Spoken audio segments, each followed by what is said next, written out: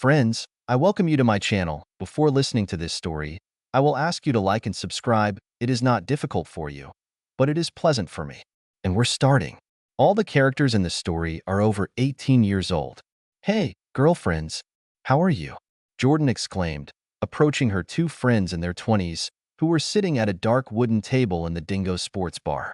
Jordan and her three friends/work colleagues Shelley, Pam, and Emily met almost every Friday after work to exchange gossip, eat their fill, and see how much free booze they could get from all the grateful men who frequented this usually masculine retreat. Young, beautiful, well-proportioned girls at Dingo's were in short supply, so the bartender carefully made sure that snacks were always available, but at the same time he took only one or two orders from the girls. He knew that he would more than compensate for the losses due to the drinks that the men in the bar constantly brought to the girls' table. The girls asked that the drinks be weak so that they could drink more and still maintain at least some semblance of self-control. Since he was interested in their return visit, he always complied with their requests. Customers should be satisfied, especially if it is in the interests of the bar. The girls were molested quite regularly, but, in general, the idea was this. If a guy showed his appreciation with a free drink and could keep up a lively, interesting conversation, he could simply be rewarded by the fact that one, or more, of the girls would invite him to their bed for a night of fun and pleasure. Phil, the bartender, readily pointed out this fact to any interested man. But tonight, the girls had other thoughts. Have you heard about Vicky Summers? Pam asked her friends, starting the evening part of the gossip. I heard from John from accounting that she was handed the divorce papers at the office today. Wow, really? Shelley said, her big brown eyes wide with surprise. Oh my God, this sucks. Not only was she handed the divorce papers, but they also did it in front of everyone at work. Damn, that's rude. Yes, but if we talk about the divorce, they say that her husband, Mike, caught her making love to Jake Preston at their house. In their bed. I did hear a rumor that Vicky and Jake were doing this quite regularly. No one witnessed it, but the rumors were pretty persistent, Pam mused, shaking her head. What did Vicky see in Jake? As far as I can tell, he's an arrogant, lying asshole. Yeah, he's a real asshole, but she didn't want what was in his head. She wanted what was in his pants, Jordan giggled. Did any of you make love to Jake? Pam shook her head glumly, while Shelley remained completely motionless and didn't say anything, but her silence spoke for itself. Jordan grinned knowingly at Shelley. Shelley stuck her tongue out at Jordan and smiled a sly smile. Pam intervened. Look, casual lovemaking is one thing if you're not married. But looking for oddities when you're married is a completely different matter. Especially if your husband looks a little like Mike Summers. What a catch. I've been working with him for a while, and he's a really great, sweet guy. He's funny, smart, really handsome, and he has a great job. What more could a girl want? I would have let him use me in the middle of Main Street during rush hour if I thought it would make him interested in me. In my mind, he's a real stud. Pam continued, now on a roll. What the hell was Vicky thinking? The stupid fool deserves to lose him. What a thick-headed fool. Pam spat out forcefully, almost exhaling air. Jordan quipped, yes, it is a fact. She had lost her life for a short romp in bed with a brainless loser. As soon as she received the papers, she sobbed hysterically and asked to leave, saying that she needed to see her parents. She ran away like a child to her mom and dad. A spoiled girl, which she is, Jordan sighed and looked dreamily into the distance. Mike is just handsome. I would have married him in an instant. Shelley suddenly gasped. Do you understand what this means, girls? Mike Summers, so to speak, will be back on the market soon. Losing Vicky could be mine. Our benefit. Pam and Jordan smiled slightly mischievously and said almost simultaneously, oh, yeah. Let the games begin. Everyone raised their glasses in greeting. Everyone laughed a little at this scene when the bartender served 3 new drinks, announcing that they were brought by a big guy in a blue suit standing at the bar. The girls raised their glasses in appreciation to their new benefactor and giggled. Does the guy really think he can handle all 3 of them? They returned to their conversation. Soon Pam, looking a little thoughtful, asked, does Emily know about Vicky and the divorce? You know how close she is to Vicky. Like sisters. Where is she anyway? Isn't she coming tonight? Jordan nodded slightly. As far as I know, she's coming, but she's been stuck at board meetings for 3 days, taking dictation, and then she has to decrypt the recordings to prepare some documents. She'll probably be gone for another half hour. She has a good job, but when she has to do transcripts of council meetings, she has to give her best. I think every bright side has its own shadow. Friends, we need to be careful what we say about Vicky in front of Emily. Everyone laughed at Shelley's joke, but Shelley intervened. No, seriously, friends, we don't want to offend Emily by making fun of her friend. Everyone nodded in agreement. Jordan said softly, I think we should tell her what we know, if she hasn't heard yet. Since she's been busy for the last 3 days, she probably hasn't talked to Vicky. I once worked with her at board meetings, and I thought it would kill me. It's a hell of a grueling job. Sure. Attention. Emily just came in. Be calm, ladies. Emily saw her friends and waved a greeting, confidently heading towards their booth with a friendly smile. Her red hair was flowing slightly behind her back, which only enhanced the effect. Emily looked a little tired, but her light gait did a miracle, revived her and brightened up the atmosphere of the bar when she approached the booth. Hi, Emily. You look great, girl. Damn it, you really know how to appear in public, Pam said admiringly. Hi, girlfriends. I'm sorry I'm so late. Have you been waiting long? Emily said in her soft southern voice. Shelley replied with a warm smile. We didn't wait, girl. We started without you. Okay, so I need to catch up, and I need a little liquid comfort after the week I've had, Emily sighed loudly and, taking her place in the booth, visibly relaxed. The friends exchanged a few words about how each of them was doing, and continued to make cute jokes for a while, chatting about nothing, until at least 3 servings of drinks and new snacks were brought to the table. The bartender lingered nearby for a while, ostensibly to make sure everything was okay and they were taken care of, but it was quite obvious that he was actually here in order to be as close as possible to the amazing vision that had just entered. Emily was beautiful. Her long, light red hair framed her face in soft curls. Her bright green eyes captivated you if you looked into them. Her body was solid, with chiseled curves and long, muscular legs. She was the epitome of femininity and, to top it all off, a sweet, caring person. Her soft voice with a gentle southern accent could melt the phone in her hand if she were on the other end of the line.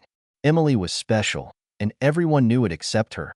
The bartender fell for her call like a puppy, and she tied him even more to herself by touching his arm and saying, Thanks, Phil. You are always so kind to us. You're just a sweetheart. Phil beamed and said, If you ladies need anything, let me know. He walked back to the counter with a springy gait. Damn it, girl. How do you do that? You could have asked him for a car, and he would have given you the keys and the license without even asking why. I like watching men melt at your feet, Pam admired. Oh, come on, Pammy. I just like to show people that I appreciate what they do for me. That's all, Emily said playfully. Do you think I should ask him what kind of car he drives? Emily said, her eyes flashing. Everyone giggled a little at this and continued the conversation. Jordan was the first to finally bring up the topic of Vicky and Mike. Have you talked to Vicky lately? Emily looked at her friends questioningly as they waited for her answer. Not since Monday. I was too busy to talk to anyone, Emily replied cautiously. What's happening? What happened? Emily asked nervously, noticing how everyone was looking at her. Jordan paused and then got to the point. Today at the office, Vicky received the divorce papers. Oh my God, no. Emily gasped. She's probably devastated. Mike must have found out about her carelessness. How will she get over it? Oh my God. What is she going to do? Emily shook her head, muttered something softly, and tried to comprehend the enormity of this news and its impact on her friend. She sat in silence for a while, lost in thought, and continued to shake her head sadly. The others watched her closely for a while, and then, deciding to give Emily time to think, the 3 of them began a quiet conversation. Suddenly, Emily took out her cell phone and pressed a few keys. Hello. Yes, it's me. I just found out what happened. Are you okay, honey? No, of course not. I am so sorry. What can I do? Do you want me to come? No, you can't be alone right now. It's too serious. It hurts too much. Oh, honey. Come on, cry. I'll come. I can be there in 15, maybe 20 minutes. No, that's what friends are for. I will come, and I will not accept rejection. Oh, you poor thing. I'm already leaving. Hang on, honey. I'm on my way. While Emily closed the phone and sighed heavily, she immediately began to pack her things. I'm really sorry, girls, but I have to go. I have a friend who really needs a shoulder. How much do I owe? Emily huffed, pulling out her purse. Don't be silly, Emily. We'll figure it out. You haven't eaten anything anyway. Just go and take care of Vicky. Give her our love and ask if there's anything we can do to help. Shelley waved her away and stood up to hug Emily. Vicky is very lucky to have a friend like you. You're just a doll, baby. Now get out of here and do what you can. Emily hugged her friends and ran out of the bar, kissing Phil and waving at him. Everyone present looked after her. The three girls got comfortable and started discussing common topics, but the conversation usually returned to Mike and Vicky. Half an hour passed unnoticed, under the influence of even more booze. The girls have already begun to feel the consequences. The conversation flared up and down, but kept coming back to Vicky and Mike. Mostly about how unworthy Vicky was of Mike and how they would all pursue Mike once Vicky became history. Pam suddenly straightened up. Did you say something about Vicky going to her parents' house today? Yes, I heard her say that she was going to her parents when she left the office. She was very upset, Jordan said, wondering what Pam was thinking. I know that Vicky's parents live in Tampa, Florida, and this? Is it a 5 or 6 hour drive? If Vicky went to her parents, Emily couldn't go to her, Pam mused. There was silence in the group for a while as their alcohol-soaked brains processed the new information. Shit, she's not going to help Vicky. She's going to meet Mike. Shelley said suddenly. Shit, the other two spat out. Phil, please give us the check. We have to go. Music was playing somewhere on the edge of sleep. Emily finally found the source of the sound. The offending device turned out to be her mobile phone, and she was having a hard time figuring out why it was playing music in the middle of the night. That stupid phone was ringing. Two signs appeared on the screen. The time was 3:17 a.m., and the caller ID was Vicky Summers calling. Hello? Emily replied hoarsely, barely waking up. Don't say hello to me, you treacherous traitor. Less than a day has passed, and you're already trying to seduce my husband. I thought you were my friend. You sneaky fool. If you touch my husband, I swear I'll shoot you to death. You vicious, trashy cheater. Vicky was spewing fire and venom. In her characteristic West Texas accent, Emily immediately became wary and decided to ignore Vicky's tirade. Well, hi, Vicky. It's very nice of you to call, but I have to say that now is a very bad time for me. In case you haven't noticed, it's already 3 in the morning, and I've had a very stressful and tiring week, so I'd like to get some sleep. However, you seem to be very upset with me, and I have no idea why. So if you can calm down, I'd be glad to hear what you're so upset about. If not, then I'll have to ask you to call me at a less inopportune time. Vicky was breathing heavily. You know exactly why I'm mad at you. Shelley just called and said that some of the girls told you that Mike handed me the divorce papers yesterday, and you almost broke the sound barrier to meet him. How could you do that?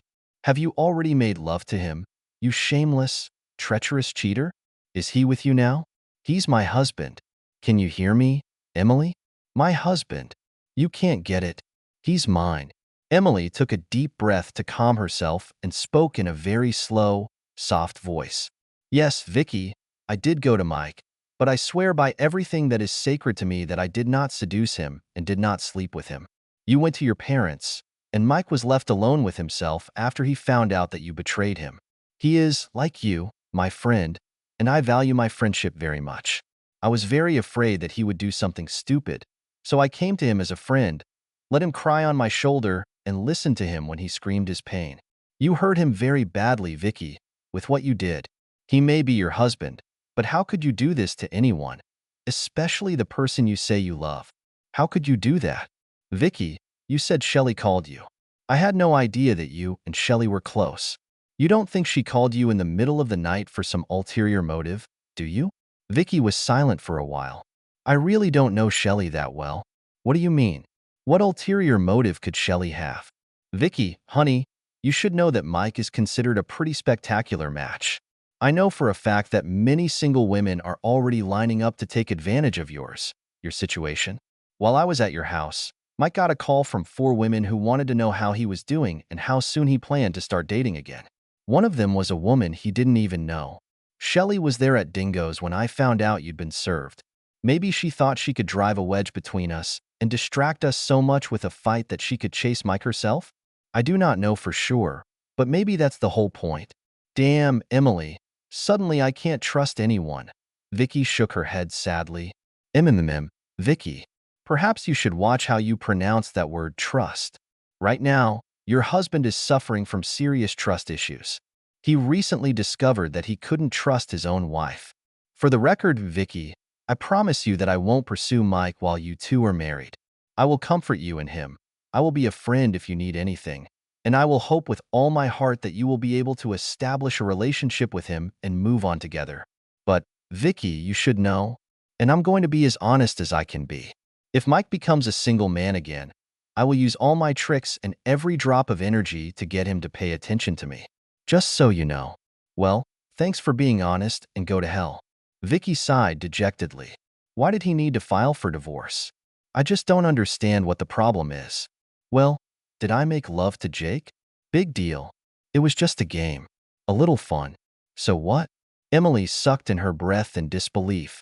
Vicky, you're out of your mind. You can't be that stupid. What's the big deal? Oh my God, girl. You brought a strange man into your house. To the house you share with your husband. To my bed. To the bed you share with your husband. And she invited him into her body. Your body, which you allegedly promised to use exclusively for making love to your husband. You did it behind your husband's back while he was out of town. Obviously, you didn't think Mike would mind. Otherwise, you wouldn't be sneaking around. Just playing? What needs to be done to make you see this as a serious problem? Maybe if you had Jake's baby? Or maybe if you tied Mike up and made him watch? Shit, Vicky, be honest. At least be honest with yourself and with me. And more. If you really think this is nothing special, then explain to me the purpose of this phone conversation. Can you do that, please? You called me in the middle of the night to yell at me and threaten me because you thought I slept with your husband. Explain this shit to me. You don't even believe the nonsense you're talking. You see, now you've made me forget all my manners. You disgust me so much, Vicky, that I'm ready to spit. Poor Vicky. Her husband is divorcing her because she behaved like a brainless fool. Damn you, Vicky. You deserve to lose him. Damn it. How can I fall asleep after you made me so angry? You cheated on your husband, Vicky, repeatedly, as I've heard, and you dare to be ready to commit murder because maybe he slept with someone else? Explain this logic to me, okay? You can't, because she's not here. Damn you, girl. You just piss me off. You better watch who you're threatening, Missy. If you come to me with a gun, I swear it's going to take a team of surgeons to get that gun out of your ass. I'm swearing like a drunken sailor here, and I should be a southern lady. My grandmothers are spinning in their graves. I swear, I'm just furious. Emily fumed, finishing her little speech. Vicky was crying and wailing now. I know. You're absolutely right. I'm a fucking idiot. I just didn't want to admit it. Oh my God. I lost him. He was the best, and I lost him. How can I look someone in the eye? How could I be so stupid? I don't even know how he found out, but he told my dad that he had photos and everything else. Now he will never take me back. It's over. Oh, Vicky. I'm really sorry, Emily said sincerely, but shook her head at the disaster her friend had brought upon herself. Emily decided it was time to continue the conversation. So you're saying your dad talked to Mike? Yes, when I came to my parents and gave them the divorce papers to look at, Dad called Mike and started shouting for him to explain himself. Dad was very angry until Mike told him that he had a video and concrete evidence that I was cheating on him. Dad stopped talking, apologized for both of us, and hung up. He looked at me as if I were some kind of two-headed cosmic being and hasn't spoken to me since. I still don't know how Mike got the video of us. I think I can answer your question. Mike told me that you were chatting with him on the internet, and you looked distracted. He said that you were wearing a bathrobe, which you usually wear only to cover up your special underwear for full visual effect later. After you logged off, he got worried and suspected something was wrong. So he logged into your laptop and began to control it remotely. Due to the fact that the laptop lid was open, he was able to access an external webcam, which he bought specifically to talk to you. He restarted the video chat program and managed everything remotely from his hotel room. The laptop was on the dressing table in your bedroom, so he saw and heard everything. He set up his computer to record the entire session. Oh, shit. I didn't know he could do that. Oh, come on, Vicky. Your husband is an equipment manager at a large law firm. He controls every piece of equipment that has a power cord or battery in their office building. He's like a computer genius. Of course he can do it. He also said something about a policeman appearing at the door. What was that? Oh, a policeman came and said he had a message from a neighbor that someone was sneaking around the neighborhood. He asked if he could come in and look around. I let him in. He looked around, and I introduced Jake to him. I told the officer that Jake was an invited guest. Did their acquaintance take place in your bedroom? Yes, why? Well, it means that Mike has confirmation from the police officer and his shift report on the time and date, and the policeman will actually appear on the video if Mike needs it for proof. It won't mean anything in divorce court, but it might be important if you guys have a prenuptial agreement or something. Oh, shit. Emily, I'm totally fucked. Vicky screamed. Mike works at a damn law firm. Of course we have a damn prenup. Heck, in case of proven infidelity, I will receive nothing at this stage of our marriage. Heck, my father will be furious. He was determined that Mike would lose everything if he insisted on a divorce, and then he would be more willing to stop the process and forgive me. I'm even willing to bet that Mike called one of the neighbors to call the police. Oh my God. I definitely lost it. There was a long pause while Vicky considered her position. I have to go. I don't think I can talk anymore. Look, I'm sorry I yelled at you, and thank you for being my friend and listening and all that when I needed it.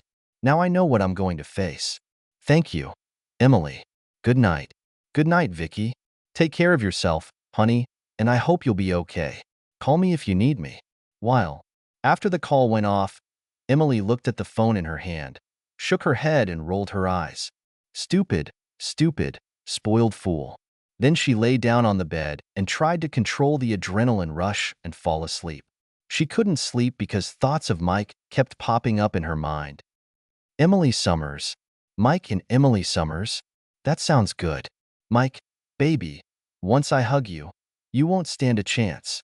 If only I can stop myself from lashing out at you before your divorce becomes final. After all, a girl should have her own principles. Hold on, Emily. Patience is a virtue. Finally, she fell into a comfortable, deep sleep. After the video was submitted and confirmed, it was pointless to fight the divorce and Vicky and her parents insisted on a calm and quick completion of the process. Vicky moved to Tampa and took a job with her father. Her father's family ranch in West Texas was leased for grazing, and there were several actively operating oil and gas wells on its territory. Vicky went to her childhood home many times, made sure that the property was kept in order, and oil production did not STO. After the video was submitted and confirmed, it was pointless to fight the divorce and Vicky and her parents insisted on a calm and quick completion of the process. Vicky moved to Tampa and took a job with her father. Her father's family ranch in West Texas was leased for grazing, and there were several actively operating oil and gas wells on its territory. Vicky went to her childhood home many times, made sure that the property was kept in order, and oil production did not stop. She also began to exploit her unmarried position in the arms of some ranch and oil well workers. Emily maintained a close relationship with Mike, helping him move on after Vicky. They were talking. They were laughing. They were arguing. They shared their souls and learned each other's love and fears. Mike has always admired and loved Emily's character, her fierce devotion to her friends, and her straightforward, fiery character. She was principled, compassionate, and passionate, a powerful combination. Emily insisted that there should be no physical union. Emily maintained a close relationship with Mike, helping him move on after Vicky. They were talking. They're laughing. They were arguing. They shared their souls and learned each other's love and fears. Mike has always admired and loved Emily's character, her fierce devotion to her friends, and her straightforward, fiery character. She was principled, compassionate, and passionate, a powerful combination. Emily insisted that there should be no physical union while Mike was still married, and for a decent 4-month period after the divorce became final.